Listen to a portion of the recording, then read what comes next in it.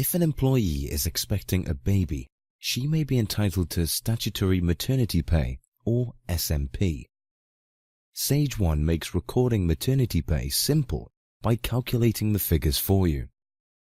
Before recording SMP in Sage 1, you can check your employee's eligibility by going to the HMRC's website.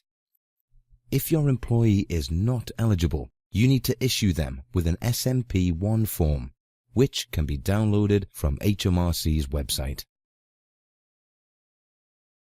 If your employee is eligible, you can record SMP in Sage 1 by going to your summary screen, then clicking Process Pay Run. Click Next to confirm the pay date and go to the Record Absence screen. In the Record Absence screen, click Record Absence, then select Maternity from the drop-down list. To ensure the maternity pay calculates correctly, you need to enter some information specific to the pregnancy. First of all, enter the due date. This is the date the child is expected to be born. Then select Yes in the Documentation Received box if your employee has handed you an MATB1 form issued by their doctor. The qualifying week will automatically generate based on the due date that you enter. You'll need to enter the start and end dates of the maternity leave.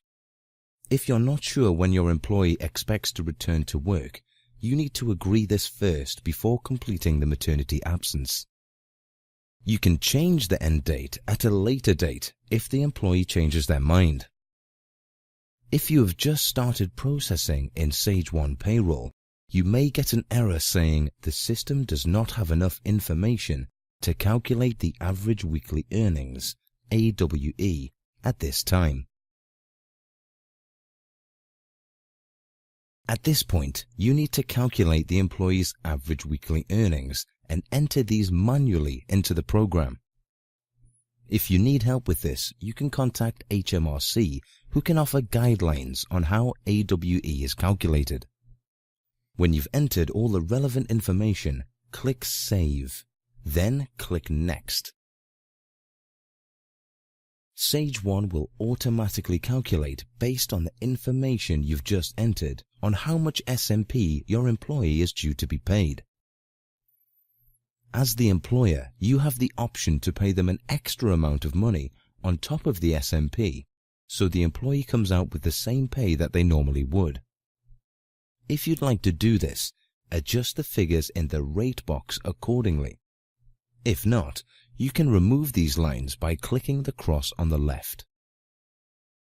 When you're happy that your employee's pay looks correct, you can then complete the pay run. To reclaim the SMP, you'll need to run your P32 and submit an EPS.